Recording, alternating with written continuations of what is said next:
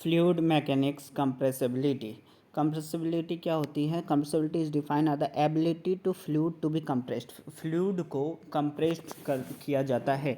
जैसे कि ये कंटेनर है, इसके अंदर कोई फ्लूइड है, पानी या लिक्विड, और ये ऊपर से बाहर से ढक्कन लगा हुआ है। जब इसको हम नीचे लाएंगे तो पानी तो इतना ही रहेगा, लेकिन उस पर प्रेशर बढ़ जाएगा। ये कहना है, जब इसको नीचे लाएंगे ये कहते हैं, इसको कहते हैं कंप्रेस करना, दबाना। ठीक है, तो जैसे ये पिस्टन है, ये इधर जाएगा तो यहाँ आ जाएगा, तो पहले इतने वॉल्यूम में था, मतलब पहले इतने वॉल्यूम में 1 लाख थे, लेकिन जब हमने इतना कर दिया, इसको दबा दिया, तो अब सिर्फ इतने ही वॉल्यूम में 1 लाख रहेंगे। तो ऐसे कंडीशन में क्या होगा? ऐसे कंडीशन में इसमें कंसीडर किया है कि एक सिलेंडर है, ये एक सिलेंडर है विथ पिस्टन, ये एक पिस्टन है, ठीक है, और let V with the volume, ये वी पूरा वॉल्यूम है, बड़ा वॉल्यूम, यानी कंप्रेस करने से पहले, और gas enclose cylinder, P is the pressure, और पी उसका प्रेशर था पहले का, पहले कितना प्रेशर था of the gas when volume is V. ठीक है ना। नाउ अब सबसे पहले चेंज क्या करते हैं? जैसे ही हमने पी अप्लाई किया, इंक्रीज़ किया, व्हेन पी प्रेशर इंक्रीज़ होगा तो पी क्या होगा? P plus D P. P जो है, प्रेशर जो है वो डीपी में कन्वर्ट हो जाएगा। जैसे कि जब यहाँ पर आ गया, पहले पी था इसका प्रेशर, फिर यहाँ आया तो डीपी बढ़ जाएगा, कि जितना हमारा प्रेशर बढ़ गया ना, वॉल्यूम कम होगा तो प्रेशर बढ़ जाएगा। वो कैसे होगा? ऐसे ही, जैसे पहले 1 लाख था, इसमें अगर इतना घटा दो तो अब इतनी सी जगह में 1 लाख थे, तो जाहिर सी बात है प्रेशर बढ़ जाएगा। तो कितना प्रेशर बढ़ा? वो डीपी बढ़ जाएगा, यानी डीपी, पहले पी था फिर ये डीपी बढ़ जाएगा, ये हो गया। Volume v minus D V हो जाएगा, पहले वॉल्यूम इतना था, फिर इतना ही बचा, तो ये जो है ये डी वी हो जाएगा, जो कि माइनस हो जाएगा। ये हो गया आपका डी वी हो गया। और so pressure increase, volume decrease, तो वॉल्यूमेट्रिक स्ट्रेन क्या होगा? वॉल्यूमेट्रिक स्ट्रेन होगा माइनस डी वी, जो कि माइनस डी वी क्या था? जो कि वॉल्यूम कम हुआ है अपॉन वी, पूरे वॉल्यूम में से इसको आप डिवाइड कर दो तो वो हो जाएगा वॉल्यूमेट्रिक स्ट्रेन। स्ट्रेन क्या होता है वो आपको मालूम है? नेगेटिव साइन इंडिकेट्स, ये जो नेगेटिव है ये साइन इंडिकेट्स कर रहा है डिक्रीज़ का, बाकी कुछ नहीं है, ये सिर्फ साइन है जो कि बता रहा है कि कम हो रहा है वो वॉल्यूम, बस इतना ही है। बल्क मॉडुलस, बल्क मॉडुलस का फॉर्मूला होता है, बल्क मॉडुलस होता है आपका ये, it is reciprocal of bulk modulus. Compressibility होती है वो बल्क मॉडुलस के रेसिप्रोकल होती है। जैसे z is equal to 1/k, जितना बल्क मॉडुलस कम होगा उतना कंप्रेसिबिलिटी ज़्यादा होगी, जितनी कंप्रेसिबिलिटी ज़्यादा होगी उतना बल्क मॉडुलस कम होगा, ये कहता है। ठीक है।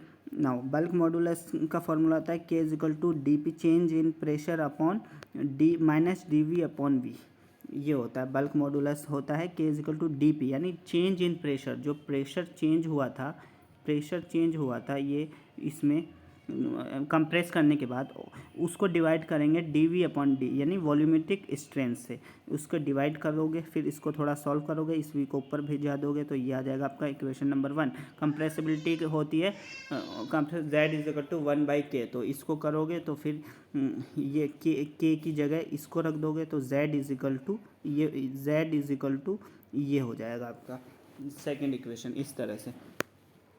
Now, relation between K with pressure and gas for isothermal process। isothermal process क्या होता है? जिसमें टेम्परेचर चेंज नहीं होता है। जैसे कि आप ये कोई क्या है, पानी है, उसमें गैस डालो, थोड़ा गर्म करो, तो ये 100 डिग्री पर क्या होगा? 100 डिग्री पर फिर हीट टेम्परेचर चेंज नहीं होगा, फिर वो गैस में बदल जाएगा 100, तो ये इसको कहते हैं आइसोथर्मल प्रोसेस, कि टेम्परेचर कांस्टेंट रहेगा, तो उसमें प्रेशर वॉल्यूम कांस्टेंट रहता है। तो P D V plus V D P, P क्या है? प्रेशर, डी वी क्या है? चेंज इन वॉल्यूम और change in pressure is equal to total जो है वो 0 होगा।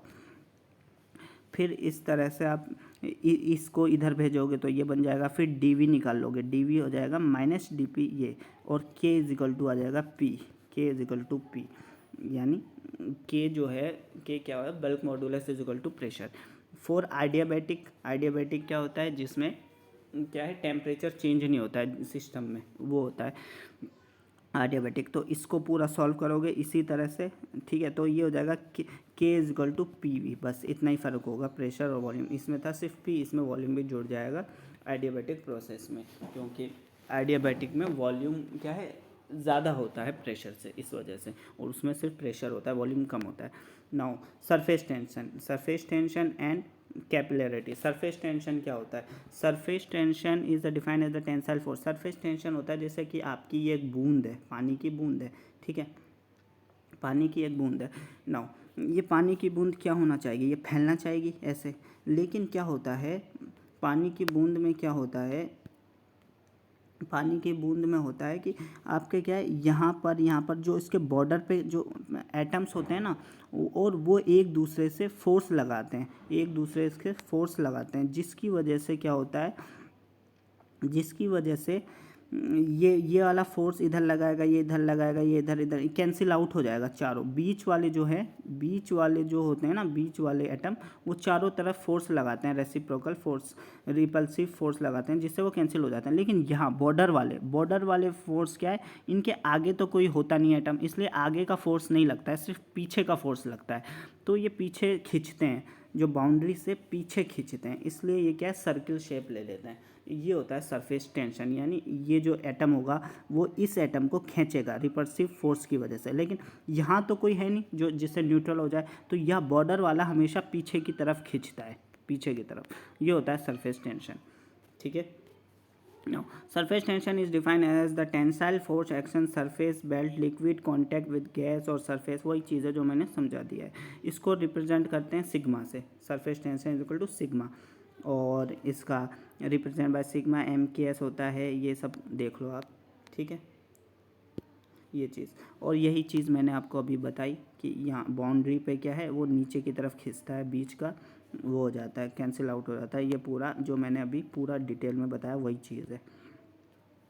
Surface tension in a liquid droplet. Liquid droplet पे सरफेस टेंशन का फॉर्मूला ये होता है कि फार्मूला कैसे होता है, small liquid droplet having radius, एक ड्रॉपलेट है उसका रेडियस एक आर है, आर, इस तरह से on the surface of a droplet tensile force tensile will be acting. तो sigma is equal to surface tension of a liquid, ये सरफेस है, इसका जो टेंशन है, इधर जो बाउंड्री के सारे पार्टिकल्स खींच रहे हैं, ये इसको कहेंगे सरफेस टेंशन, ठीक है। इसको sigma. P is a pressure density, P जो बोलता है प्रेशर और डेंसिटी, इसमें कितनी डेंसिटी और कितना प्रेशर है वो चीज़। D is equal to diameter of droplet, कि उस ड्रॉपलेट का डायमीटर कितना है, कि ये पूरा डायमीटर कितना है, ये चीज़, ये तीन चीज़ हो गई। Let the droplet cut into pairs, तो ये हो जाएगा will be force acting on half, तो इस पर फोर्स कितना लगेगा, फोर्स जो लगेगा वो लगेगा 6 पाई डी, 6 पाई डी, ये चीज़ होगा। Similarly pressure pi is equal to करोगे, p is equal to pressure force is equal to p pi by 4 d square कर दोगे, इस तरह से टोटल आपका ये निकल आएगा इस तरह से। और अंडर इक्विलिब्रियम कंडीशन, यानी जिसमें कोई बाहर से कुछ ना हो, इक्विलिब्रियम में हो, तो वो इन दोनों को आप इक्वल कर दोगे, फिर आपका जो टोटल निकल आएगा p is equal to 4 sigma upon d. ये फाइनल फार्मूला आपको ये याद करना पड़ेगा जी।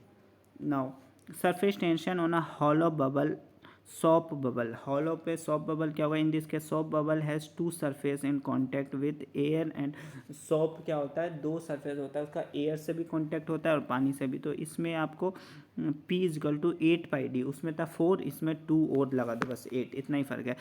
Surface tension of liquid jet, liquid jet पे क्या होगा, उस पर आपको इस तरह से 2 पाई डी हो जाएगा, बस इतना ही। आपको ये सब तो रखना ही पड़ेगा, समझना हो तो किसी अच्छे बड़े 1 घंटे का लेक्चर होगा उस पर समझ लेना, क्योंकि शॉर्ट वीडियो में पूरा डिटेल से समझाना मुमकिन नहीं है। बस फार्मूले ही याद करवाए जा सकते हैं और चीज़ें बताई जा सकती है कि क्या क्या चीज़ है। नाउ कैपिलैरिटी, कैपिलैरिटी कहते हैं, capillarity is defined as a phenomena of liquid. Capillarity कहते हैं जैसे कि कैपिलैरिटी ये हो गई, ये इतना पानी है, ये पानी भरा हुआ है, इसमें अगर आपने कोई चीज़ डाली तो जाहिर सी बात है ये ऊपर की तरफ जाएगा, ऊपर की तरफ पानी जाएगा। तो ये क्यों होता है, इसको कहते हैं कैपिलैरिटी। ये चीज़, इस फिनोमेना को कहते हैं capillarity. Capillarity is defined as a phenomena of rise, बढ़ता है पानी, and fall of a liquid. Fall कैसे होता है, फॉल होता है अगर पानी है तो चढ़ेगा, लेकिन अगर मरकरी है तो मरकरी नीचे ही रहेगा। मतलब ये बाउंड्री है, ये इतनी, ये पानी है, ठीक है। अगर इसमें आपने डाला, ये कोई बाहर से ट्यूब डाल दी, तो अगर ये पानी है तो ये ऊपर की तरफ जाएगा, इस बाउंड्री से ऊपर की तरफ चल जाएगा ड्यू टू प्रेशर, डेंसिटी, इन सब चीज़ों वजह से। लेकिन अगर मरकरी है, मान लो मरकरी है, इसमें पानी की बजाय मरकरी है और आपने इसमें डाला, तो ये क्या है, इस बाउंड्री से भी नीचे ही रह जाएगा। इसको कहते हैं फॉल, ठीक है। Pressure rise and fall of a liquid, same tube relative adjacent level of liquid when the tube vertically liquid। ये पूरा चीज़ बोला है। rise of liquid surface is known as capillary rise and fall is equal to capillary depression। और fall होता है mercury case में, depression कहते हैं उसको। It is express as centimetre और मिनट और लिफ्ट, सेंटीमीटर और मिनट में नापते हैं उसको। It is depend on specific weight of liquid, उसका डायमीटर कितना है ट्यूब का, ये सब, सरफेस टेंशन कितना है, ये सारी चीज़ें डिपेंड करती है उस पर। जैसे कि कैपिलरी राइज का देख लो, ये कैपिलरी राइज हुआ है, जितना राइज होता है ना, जैसे ये यहाँ तक पानी है और ये डाला और यहाँ तक राइज हो गया, मान लो यहाँ तक, तो इस डिस्टेंस को एच कहते हैं, एच, इस डिस्टेंस को कहते हैं एच, इतना राइज हुआ है। और जैसे कि ये राइज हो गया ना, तो ऐसे होता है, ये ऐसे ऐसे, तो ये एक टेंजेंट होता है, इसको आप टेंजेंट ले लो कि कोई भी डालते हैं ना, जैसे कि कोई ये डालोगे आप पानी में, तो ये जो है, ये जो है इस तरह से लास्ट में ये कॉर्न की शेप बनेगी। तो इस कॉर्न को अलग ले लो इस तरह से, तो इस कॉर्न का एंगल ले लेते हैं, फिर इसका नॉर्मल खींच लेते हैं, तो ये जो डिग्री होती है इस तरह से, इसको थीटा मानते हैं, ये थीटा होता है। और भी कैपिलरी राइज का आप डिटेल में वीडियो देख सकते हैं, नोट्स में तो शॉर्ट में ही बताऊंगा मैं, क्या वो तो दूसरी वीडियो में आप देख सकते हो। इस तरह से कैपिलरी राइज होता है और वो होता है सारी चीज़ें। Now let H is the height, ये हाइट है, and tube under state of equilibrium, इस इक्विलिब्रियम स्टेट के अंदर ट्यूब है। The wait of liquid H T is balanced by the force surface of a liquid, जो उसका surface tension होगा और लिक्विड होगा, ये सारी चीज़ें मिलके sigma is the surface tension of a liquid. Sigma जो सरफेस टेंशन होता है, theta contact between liquid and gas tube, वही मैंने बताया था, ये वाला वो लिक्विड होगा और गैस ट्यूब के बीच जो एंगल बनेगा वो होगा, ठीक है। तो इसका फॉर्मूला हो जाएगा pi by four into d square into h into rho into g, ये फार्मूला बनेगा पूरा। Rho is equal to density of liquid, ये जो लिक्विड है इसकी कितनी डेंसिटी है उसको कहते हैं रो। ग्रेविटी क्या होती है, ग्रेविटी होती है आपकी, जो ग्रेविटी पानी को नीचे खींचेगी, ग्रेविटी जो है पानी को नीचे खींचेगी, इसलिए ग्रेविटी का भी इफेक्ट होता है, रो का भी इफेक्ट होता है। रो डेंसिटी कितनी है, एच ये हाइट हो ही गई, डी क्या हो गया, डी आपका डायमीटर हो गया, ये हो गया डी, ये इस तरह से डायमीटर हो जाएगा, ये डी, ये तो आर हो गया, इसका डबल डायमीटर हो जाएगा। और पाई/4 इज इक्वल टू, पाई क्या होता है, पाई आपका ये पाई हो जाएगा, पाई सर्किल का होता है, सर्किल डायमीटर पाई होता है, जैसे ये एक सर्किल है, ठीक है, और ये सरकमफेरेंस अपॉन डायमीटर पाई होता है, okay. So vertical component of surface is equal to 6 pi D into cos theta.